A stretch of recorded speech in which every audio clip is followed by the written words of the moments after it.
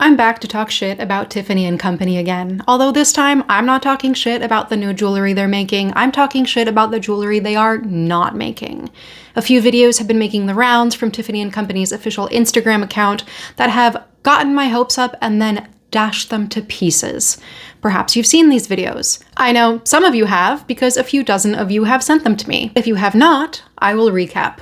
These videos are part of a promotional tie-in for the new Guillermo del Toro Frankenstein movie. In this adaptation, we get Oscar Isaac as a pretty hot Dr. Frankenstein, a move which I am 100% sure Mary Shelley would approve of. The focus of these posts is a beautiful, circa 1914, Favrile glass beetle necklace.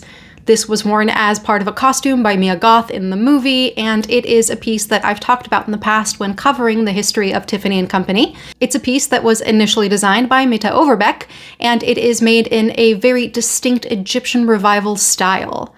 Of course, myself and many of the people who sent this video to me initially assumed that Tiffany and Company was reproducing this beautiful piece of jewelry. It turns out that they are doing no such thing. They are simply showing us what the company was once capable of. Why, Tiffany and Company? Why? This is an easily reproducible piece of jewelry.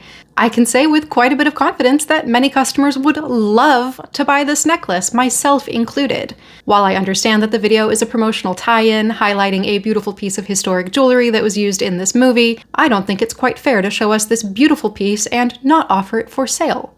There are many other examples of the Favrile glass beetles. They have sold at auction, some are available online at fairly high prices, and I find all of the variations delightful. Favrile glass was a trade name given to this type of iridescent glass, which was originally created by Tiffany furnaces, so they represent a true collaboration between two of Louis Comfort Tiffany's main focuses, the jewelry made under Tiffany & Company and the Tiffany Glassworks. Adding a neat little bit of extra depth to the archaeological revival design, Tiffany's Favrile glass was apparently originally inspired by the iridescent finish that you find on corroded ancient Roman glass. These beetles, which are more correctly scarab beetles, are a very clever take on the iridescent beetle trend of the 19th century.